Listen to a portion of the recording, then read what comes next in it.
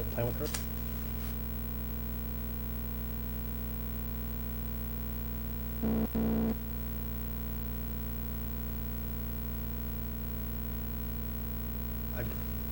I would.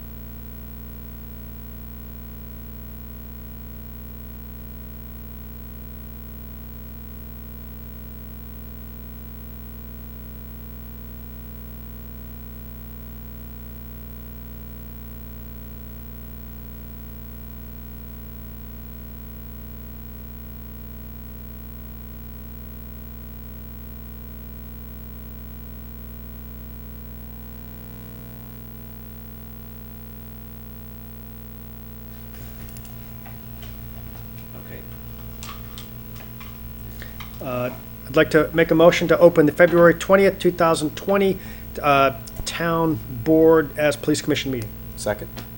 All in favor? Aye. Please stand for the Pledge of Allegiance. Pledge allegiance to the flag of the United States of America and to the republic for which it stands, one nation, under God, indivisible, with liberty and justice for all. To make a motion to approve the Town Board as Police Commission agenda. Second. And I have no announcements. I'd like to make a motion to go into I said all in favor, aye. all in favor, aye.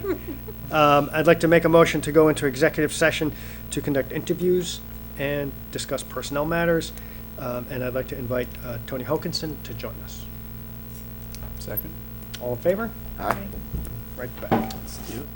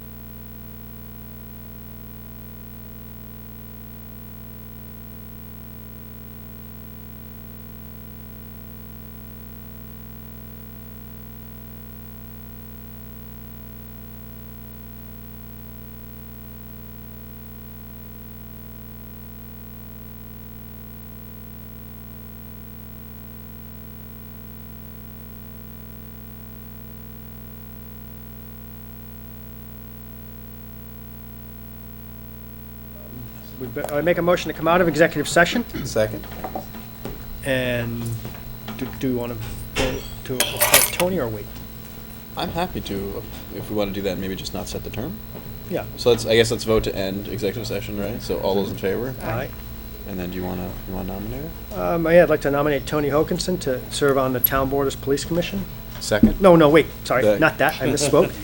To serve on the, Advisory committee? yeah, Yeah, community advisory. the Citizens Police Advisory Board. Second? All in favor? Aye.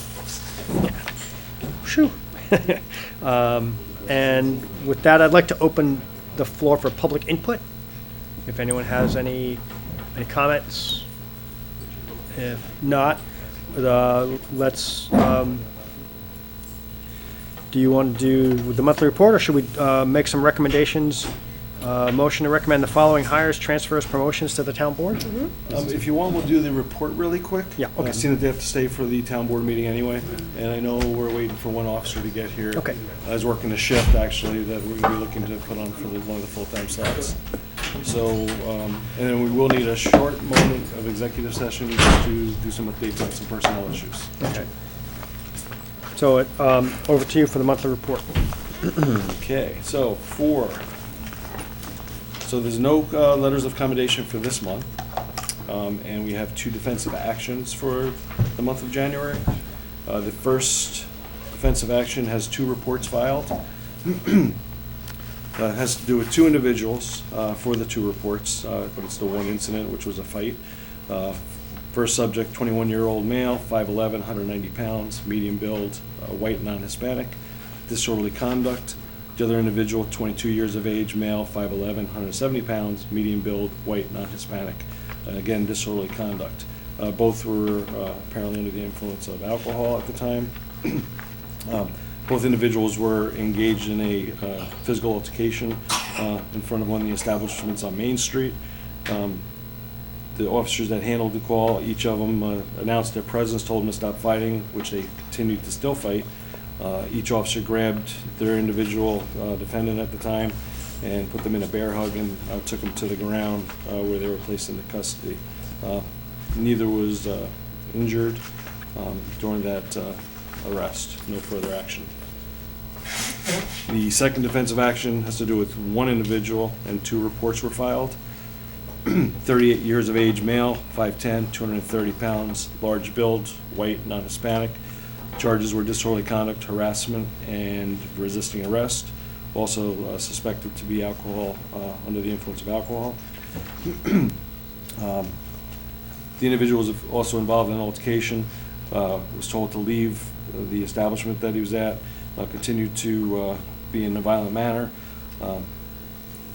continued to ignore warnings of leaving or being charged. Officers that attempted to approach the person advised him he was under arrest for disorderly conduct, at which time he began to walk away and then took a fighting stance with the officers. When the officers went to approach him, he then took off and they ended up tackling him on the ground. He still refused to listen to verbal commands, put his hands behind his back, continued to fight with the officers, and yell different racial slurs at the officer. They were eventually able to gain control of the individual, handcuff him, nothing further. At the time, he complained of back pain. He was checked out by the New Paltz Rescue, was called, but he refused any medical treatment. He refused treatment at the station again, and also refused to have any photographs or anything taken by the sergeant, which we do. That's custom anytime somebody indicates that they have some injury. And that's all we have for those reports. We still missing one officer here? Why don't we go into executive session? Executive session, I'd great. like to- Can we also invite Lieutenant Lucchese? Yes, I'd like to make a motion to go into executive session to discuss personnel matters Second? and invite Chief Snyder and Lieutenant Lucchese. All in favor? Aye.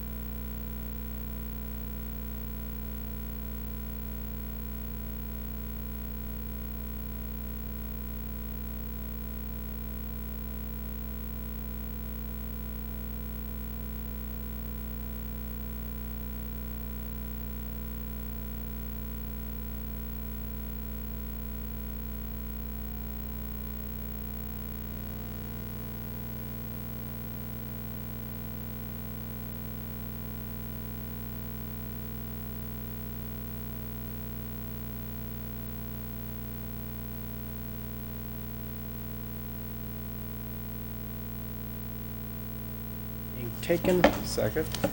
And we have a few minutes. Are all the officers here? Yes, they are. I mean, so I guess would like to make a motion to recommend the following hires, transfers, and promotions to the town board. Approval to hire part-time officer David Dugatkin. Approval for the promotion of Officer Brianne Quigley from patrol officer to patrol sergeant. Approval to promote Officers Zachary Mitchell and Jerome Milton to full-time status. Approval for transfer of Patrol Sergeant Matthew Sutton to the Detective Division as Detective Sergeant. Second. Discussion? All in favor? Aye. And I think with that, we're probably done. Yeah, we can start the town board meeting. So we can as soon start as the you town want. board meeting as soon as you let me know when all the officers are here. Everybody's here, everybody's ready on our. So we can start the town board meeting early, and we can do all of that right now. That'd be great. That's great. Let's do it. So I'd like to make a motion to close the Town Board as Police Commission meeting, Second. and I would like to make a motion to open the February 20th, 2020 Town Board meeting. All in favor? Aye. Please stand for the Pledge of Allegiance. Allegiance to the flag of the United States of America and to the republic for which it stands, one nation, under God, indivisible, with liberty and justice for all.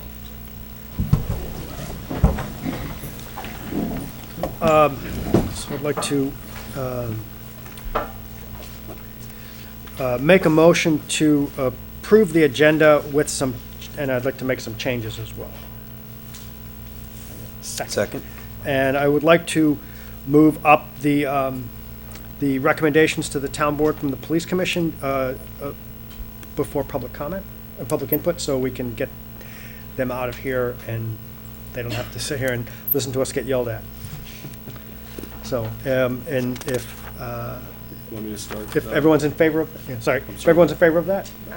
All in favor? Aye. And now, so now we can start, sorry. Okay, what I'd like to do is, we have some openings for our full-time status, so I'd like to start with that. We have 2 openings in our patrol officer. I made a recommendation to the commission to take 2 of our part-time officers, to move them into a full-time position. They are on our local list, so I'm happy to offer them to the board for approval to be hired. Officer Zach Mitchell, come on up, and Officer Jerome Milton.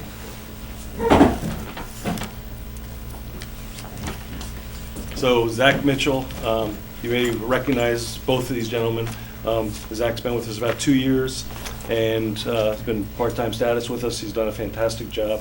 Been part of the NPPD family, and I'd like to make a recommendation for him to begin his full-time status on the 21st, which is actually tomorrow, filling in a vacant shift. So we'd like to have him begin that process. Then we have Jerome Milton. Jerome has been with us about 6 months now. Got that about right? A little more? A little more. Okay. I blink and another year goes by. So he's been with us. He's doing a fantastic job. We brought him on part-time. Grew up in our community. He's been a great asset to us. And again, part of our family. And we'd like him to also begin a full-time status with us. And his date would be effective February 24th, which is Monday, 2020. Great. Well, yeah, I'd like to make a motion to approve the promotion of Officers Zachary Mitchell and Jerome Milton to full-time status. Second. Discussion. All in favor? Aye. Congratulations. Congratulations.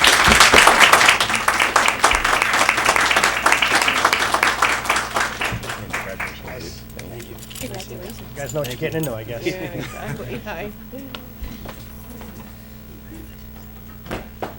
Then we can have Matt Sutton come up.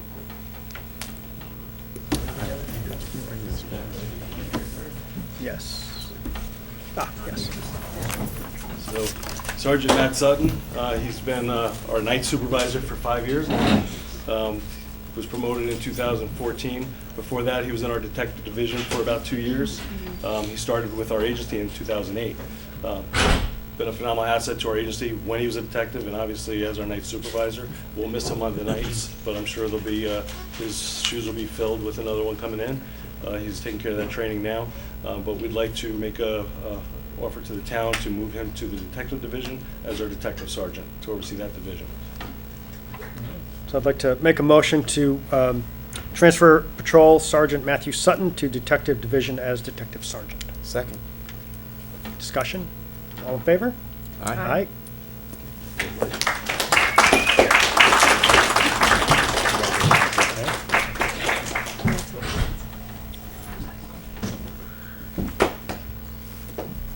And I know Dave Diakin is not here tonight, but that's offering that to the town for the part-time position. Yep. He's going to be a big asset he was an asset to our agency when he worked with us in the past. He's going to be taking care of a lot of our discovery demands with the new justice reform laws. So we're looking forward to having him come on board. So we're all set to move forward with that if you want to do that, even though he's not here. Yeah, I'd like to make a motion to approve the hire of part-time officer David Dugatkin. Second. Discussion? All in favor? Aye. Okay, and last but not least, Brianne Quigley, come on up. So this is Brianne Quigley. She's been an officer with us since 2012. Don't need to say much about her because everybody knows about her. They see her face out there in the streets. She's been a phenomenal asset for our agency since she's been hired. We were happy to do incredible interviews. We had 4 candidates, so it was a very difficult decision because we have very good qualified people. We're very fortunate. Brianne actually did a fantastic job during the interview, as well as being on the sergeant's list. So with many pieces of input from our supervisors that presently work for the agency during the interview, we'd like to recommend Brianne Quigley to be a police sergeant for our department. Great. Yeah, I'd like to make the motion to promote Officer Brianne Quigley from patrol officer to patrol sergeant. I second that. All in favor? Aye. Congratulations.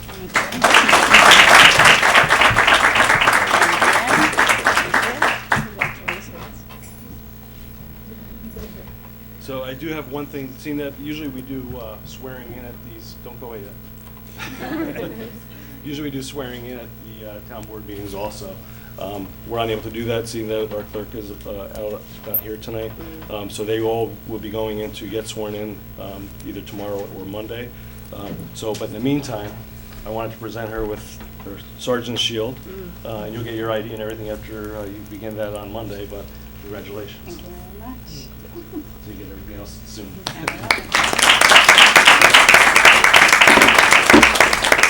And these are just those documents for that, for both hires. That's the officers, this is the sergeants. Okay.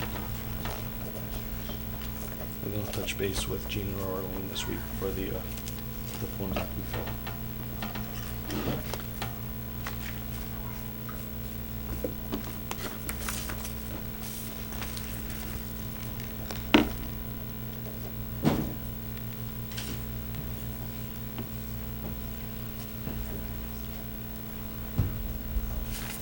Great, well, Thank you.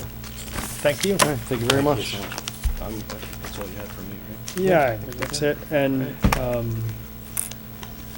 so it's 7 o'clock, I guess we will open the, Public input. yeah, well, Very so, much. Thank you guys all. so Congratulations. I think we're gonna start with, we're gonna open the public, or continue Yep. the public hearing for the critical environmental areas, and so we have, we'll let people, we'll take a break for a few minutes and let people walk out.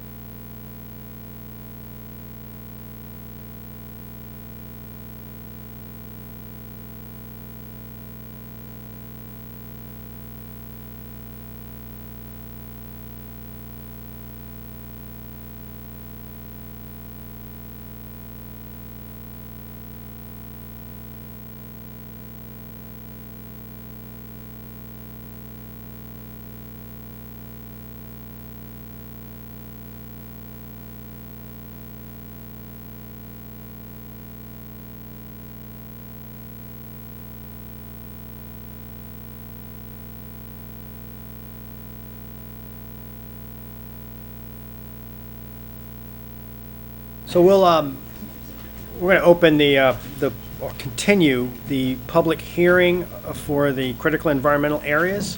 And so if anyone has any comments they'd like to make, please come up. We're not going to close it tonight, we're just going to keep it open. So if people come up, they want to say something. If not, we're just going to leave it open for a while. And I think you might be on the agenda as well, Ingrid. If not, then you're welcome to come up and talk now or later, right?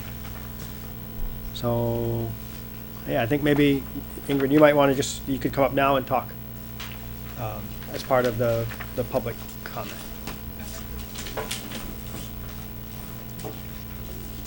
And you're welcome to sit at the table if that's easier for you, or stand there, or whatever you would prefer. What's easier? That's whatever's easiest. Come take a seat. Why don't you do that? There you go. Huh? No, that's okay.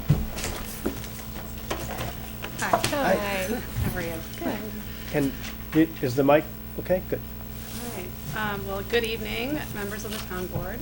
I'm Ingrid Heckel, chair of the New Paltz Environmental Conservation Board, and I'm a resident of Plutarch Road. I trained as a biologist and geographer, and I've worked for the last 9 years in the field of conservation and environmental planning in the Hudson Valley. New Paltz is endowed with some exceptional and unique environmental features, including globally significant forests and regional wildlife corridors, high-quality wetland complexes, and habitats for threatened and endangered wildlife. We're in the midst of a biodiversity crisis and a climate crisis, as you've recognized, that threatens the life as we know it. The land use decisions we make today will have lasting impacts on natural areas in New Paltz and the numerous benefits they provide our community. At the last public hearing, I presented this proposal for establishing 6 critical environmental areas, which is a designation under SEEKR that allows the town to recognize areas with exceptional or unique environmental characteristics.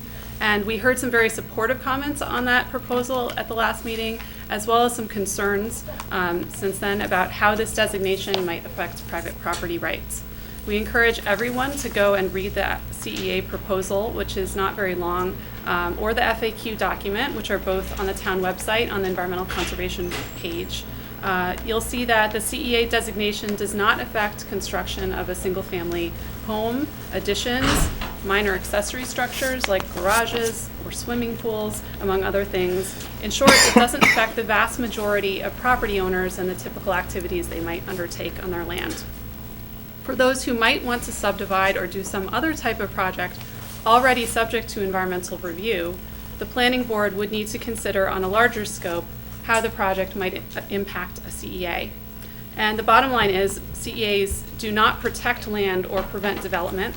They do not take away any rights of property owners. They simply require consideration of potential impacts as part of a broader environmental review. Now, we've heard the concern that this may nonetheless create a burden of proof for applicants because the planning board won't know how to judge possible impacts of a CEA. But the planning board has access to a lot of existing information and maps and guidance that can be used to assess projects in these areas. In addition, New Paltz just received a grant to compile a townwide natural resources inventory that will be published as easily accessible online maps. You'll be able to zoom in to a parcel and turn on the different map layers to see what is already known in that area. And that, together with the scope of any proposed new development, could be used to determine whether additional information is needed or not. And for small actions, most small actions, we believe, the likely result will be that no further study is needed. Larger projects, which already require a SEEKR assessment, could include relevant habitat information tailored on the specific features and areas of concern in that CEA. Now, hypotheticals are hard to judge, so we did some research to find out how CEA designation is actually impacting or has impacted project review in 2 nearby towns, Hyde Park and Shawangum, which have had CEAs for about 15 and 30 years respectively. Neither of the planning board chairs I spoke to from those communities said that CEA designation had been the basis for a positive SEEKR declaration, nor that it had resulted in a burdensome review process. Rather, they said the CEA designation resulted in a deliberate focus on the particular resources of concern in that area that might be impacted, and together with other considerations like protected species habitat, wetlands, or steep slopes, helped guide developments to reduce impacts. Back to our proposal, we've heard the argument that New Paltz's SECRA process is already rigorous enough, and that our local laws regulating wetlands and watercourses, floodplains, and steep slopes provide enough regulation in the town. Our local laws are robust, but they are currently applied parcel by parcel, project by project, without requiring consideration of the broader ecological context. Without CEA designation, there's no specific requirement or opportunity to consider the bigger picture during environmental reviews. And of course, we all know that wildlife do not limit their habitat to 100-foot buffers generally and things like of that nature. So our current regulations do not affect many of the types of features and issues we're talking about in this proposal. We have heard concerns that CEAs will somehow stifle commercial growth and impact the tax base. However, the only proposed CEA that overlaps a business or industrial zone is the Swartikill Wetlands area along Route 299 near Ohioville Road. We delineated that CEA to include a 300-foot buffer zone around the wetlands, and within the business and industrial zones, however, the buffer area has already been, for the most part, developed, with the exception of 7 acres owned by Central Hudson and a ½ acre of land on North Ohioville Road.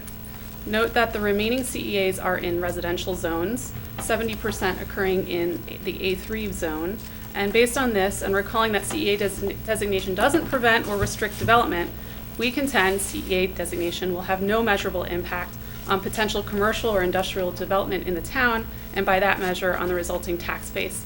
And by another measure, a lot of people are drawn to New Paltz for our beautiful landscapes. A lot of the tourism activity that generates is because of these CEAs. We furthermore note that the highest concentration of CEAs in New York are in the most developed areas of the state, Westchester and Long Island. These continue to be the fastest growing areas of the state, and there's no evidence that CEAs are slowing things down. Rather, that the CEA designation is more likely to occur in communities that have already experienced some undesirable environmental impacts from development. Wouldn't it be better for New Paltz to plan proactively for the future of our greatest natural assets? Which brings me to the areas we have proposed. We've heard concerns that the proposed areas are too large. The CEAs are large because the natural areas themselves are large, which is part of why they're so exceptional. On this question, I reached out to John Nolan, professor of law and founder of Pace Land Use Law Center. He pointed out there's nothing in the SECRA regulations saying that CEAs should be small. In fact, he said the types of criteria in the regulations for CEA designation would tend to suggest that CEAs should be large. Lastly, and perhaps of greatest concern to the ENCB, we've heard the argument that, with the exception perhaps of the Ridge, the other proposed areas are neither that unique nor exceptional, and thus should not be designated CEAs. This is important because if we are unmoved by information explaining and justifying the significance of these areas coming from New York State DEC, the New York Natural Heritage Program, the Nature Conservancy, Ulster County, our own open space plan, then we risk continuing to overlook their importance as new development is proposed in them. ENCB can continue to bring up this information, which we have in the past, but without an official town designation, it may have little impact. So as I conclude, I want to stress why the timing for CEAs is right. We don't have any major projects in any of these areas right now that would be affected, but that could change any day. We should anticipate that development can and will eventually happen on any parcel of land that is not protected in our town. CEAs do not protect land, but will provide a minimum measure of oversight to ensure that New Paltz's exceptional habitats and resilient connected lands do not experience death by 1,000 cuts. The ENCB appreciates the town board's consideration of this proposal, and we're here to support you with moving it forward, and we want to thank you for your commitment to making New Paltz a wonderful place to live and helping protect our environment. So in addition, I've provided tables that have the acreage of land by zoning district within the CEAs and acreage of land protected already in nature preserves or under conservation easement in the districts. And based on a comment at the last public hearing, I put together a map showing areas, the proposed areas in relation to existing mapped wetlands and the regulatory buffers approximately under our town law and FEMA floodplain information, and existing protected land, parks and preserves in the community. Thank you. Nice. Can I keep this? Thank you. Yes, you can keep that. Nice. Thank you.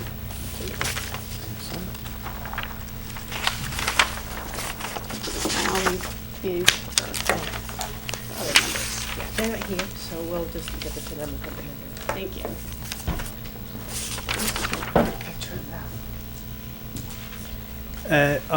If anyone else has any comments about the CEAs, please. Just go in order of Janelle. Janelle, sorry. I'm Janelle Piotr, resident of Town of New Paltz. I'm actually here though on behalf of Laura Dene. She has asked me to read her letter as she was not able to be here tonight. Dear Town Board, my name is Laura Dene, a filmmaker from New Paltz, who was also on the ENCB for 5 years. I'm writing you with my enthusiastic support for our town creating its own critical environmental areas. Our natural environment is so important to us, our wildlife, and the character of our town, and this is one wonderful step we can take to protect it. Currently, I'm working on a film about this very subject. Well, we're seeing a town near Ellenville created 2 CEAs, one a large swamp and one a farm that serves as a quote greenway unquote to allow animals to get from one forest to the other. The town of Wawarsing is bipartisan, and yet they unanimously decided to pass this. The people we interviewed said they did this because they understand quote what we have unquote. They said that the natural world is not only important for our environment, but also for the economic benefits it brings to their town in terms of tourists and second homeowners. And they told me once you know the area you want to designate, it is not a difficult process. This, of course, will not stop development in these areas. It will just add another extra layer that a developer would need to look at while they are planning within these CEAs. Developing critical environmental areas is also one action we can take to move forward with our Climate Smart Community Pledge. I'd love to speak with any of you if you would like to reach out and further discuss, or even recommend you reach out to Wawarsing with questions. Thank you so much for your hard work in making our town a wonderful place to live. All the best, Laura Dene. Thank you. Hello, I'm Libby Zamaitis. I'm going to speak as a resident and then I guess as a professional. I'm born and raised in the town of New Paltz. I'm a property owner. My sons are 5th generation New Paltzians. And let's be honest, being a green city, being a green town is only going to spur development. I've seen it across the Hudson Valley where I work. I don't know that that's a good thing from a natural resource standpoint, but doing things like adopting CEAs and being really aggressive is only going to help us grow and help us get tourism and help us get people here. You know, we're seeing it in Kingston, we're seeing it in Piermont, we're seeing it up and down the valley. We've already positioned ourselves as leaders in this area, and we just need to keep upping the ante. This is a very clear-cut, simple thing to do. It should be done everywhere that there's an important area. It's just, you know, acknowledging a fact. So to me, it's very, you know, it's a strategic thing that we can do. The state has $150 million just last year alone, and it's about the same every year to fund communities that want to work on resilience. So the more that we do these things, the more that we're going to be recognized and rewarded, bring in more money, more investment, and just keep building this green brand in New Paltz. You know, we're starting to see other communities take the lead on that, and I think we need to keep up because we've had a longer history of being that town. So from that standpoint, I support it. I think it makes sense for us as a community and as a development strategy. And then moving on more to my professional hat, I've worked in climate resilience for over 15 years, helping communities up and down the Hudson Valley and helping companies nationally and globally working on sustainable development. And again, this is where the money's flowing. This is where the interest is going. I mean, for us to be worried about something like adopting large CEAs, I don't think it's in our best interest. So I am aware of the DEC and part of the project that is highlighting the town of Wawarsing on their recently adopted critical environmental areas. They are two very, very large areas, and they see them as their actual economic future. They see it as part of ecotourism.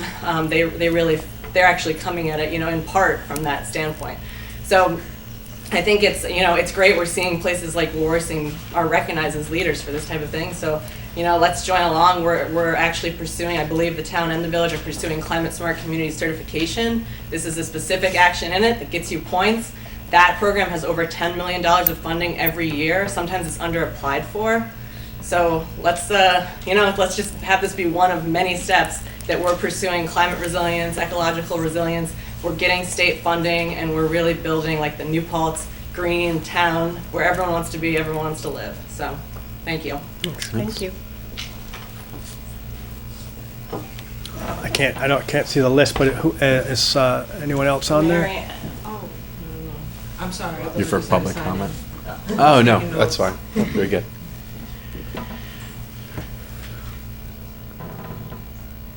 Yeah, so if next person sign up, speak for this is the public comment for the CEAs.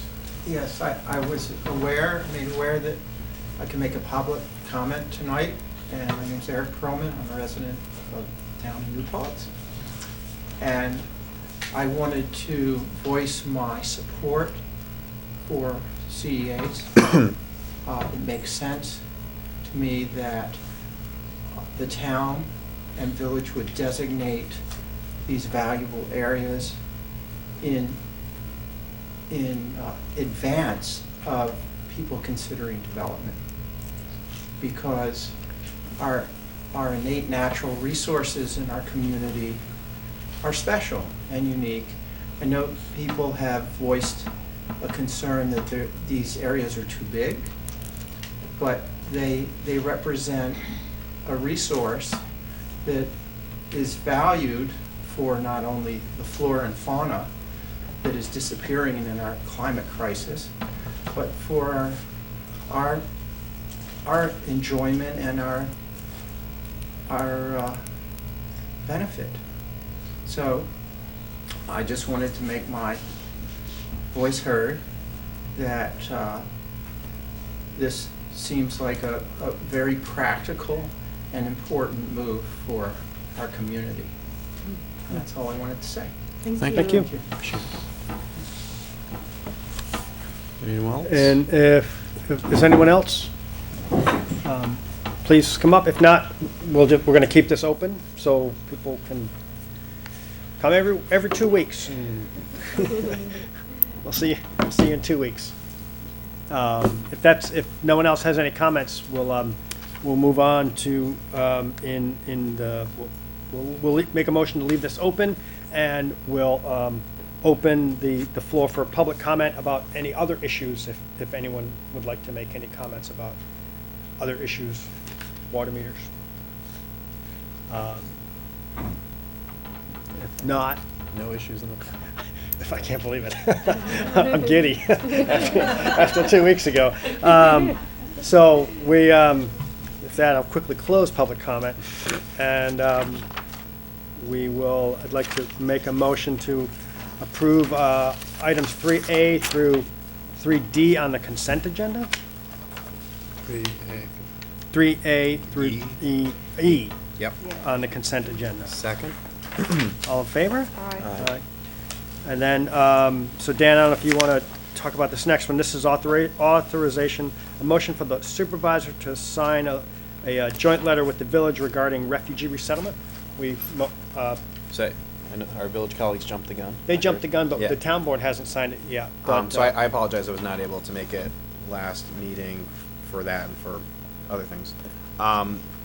But just a quick overview, there was a recent executive order by President Trump which requires communities to opt in for even the possibility of accepting refugees within their communities. Just as some background context, We did this already. We had a resolution, and I think it was December of 2016, essentially saying that this was something we were supportive of, and that was something we did proactively on our own. Due to the November election that year, that resettlement never took place. But now there is this executive order in place which makes this a requirement. That's actually being challenged through the court system presently about that not being a necessary requirement. But there was a number of community members who approached me saying that they were interested in this, and I can read the letter quickly, Yeah. just for people to hear. Want this paper? Even perfect, better on paper. So it says, Dear Secretary Pompeo, this letter is in reference to Executive Order 13888 on enhancing state and local involvement in refugee resettlement. In complying with this request, we feel it's incumbent upon us to educate you on the impact that the 12 refugee families and their descendants have had on their community and the United States.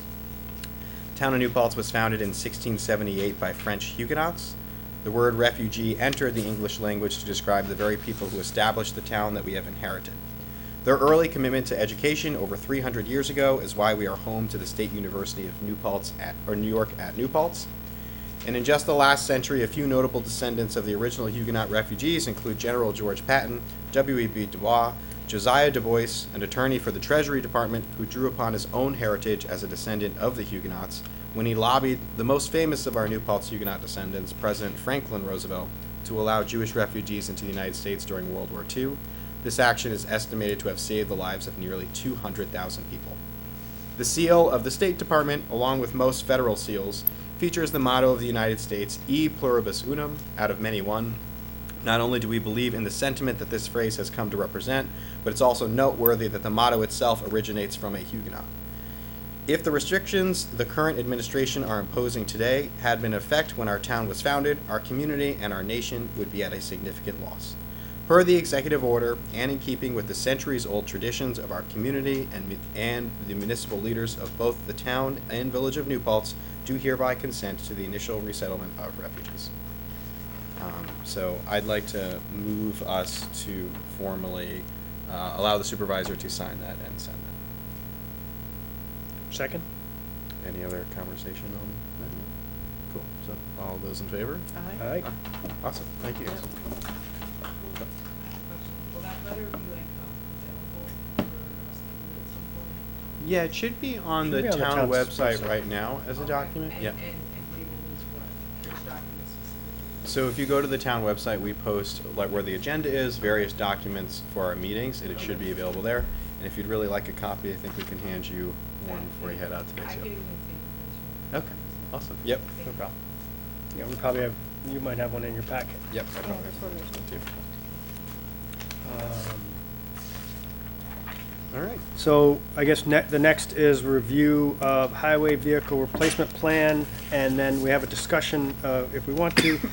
Chris has asked us, this is, where is this? It's the official form is, what is it? It's what's the, we have to approve this every year for the CHIPS, right? But this is the agreement for the expenditure of highway money. I thought there was a name, the name of it, but, I don't know. 284 form, that's what I'm looking for. So this is the 284 form that the town board approves every year. The highway superintendent submits a list of roads and expenditures for highway money. The town board reviews it and hopefully doesn't micromanage it. Lets the highway department do their job. But it's also a chance to have some input and some comments. And then as part of this, Chris was hoping to buy a truck with, at the end of last year, Chris sold a bucket truck and then asked the town board to buy a new one. Chris was able to get a really good deal on a bucket truck for maybe a third of the price that we thought we were going to get. And I think there's some extra money from that Chris wants to put towards this truck. And then the town board also budgeted some money, I think. Is that right, to buy this truck? There's an equipment reserve fund. So we have an equipment reserve fund that we put money in every year. And so I think we're part of that, and it's all lumped. And Chris is asking because part of the CHIPS money will also be used to buy this truck. No, Oh, no chip. no? Okay, so. No chip. Okay, so the CHIPS money is all being used for the roads, Mhm. and this is just, you know, if the town board had any discussions. We've also asked in the past that, you know, because we don't have as much experience with the highways as Chris does, it's easier for us to kind of see a bigger picture of, you know, what his plans for replacing vehicles are and, you know, how many we have. And so I asked that be included, and Chris provided it, the town board can read it. Okay. And if anyone has any questions, Chris is here. If not, you know, you know, do you want to talk about the roads that are getting repaved, or? More than repaving, we're sealing. You're sealing. Roads that we've done, hope to get 3 or 4 more years out of, which is chip seal. Right. It's on state bid, it's good price. We really don't have money anymore to resurface. We will be doing, hopefully old 299 with some money left over from paved New York and, early winter recovery that we weren't able to spend last year. Okay. Just I've heard to get that. they're both being maybe put back into this year's budget. We're at the Association of Towns this week. Nothing's guaranteed, but There's advocacy day that the highway superintendents go up and, you know, we ask for more. Hopefully something gets put back in, but we have money left over that was able to be transferred. It just so happens that that price seems to work out good for redoing that. So that's one of them trying to, we left a little more in the residual, you see, it was just under $100,000, because we're gonna have to patch pave a lot of the roads first, and then chip seal on. So I have a question. When you're doing that to all these different roads, when you're doing the filling and then the seal, the amount of money that's spent on patching all these sections of road year after year after year, does that still stay lower than your redoing it and having it actually survive really well for the next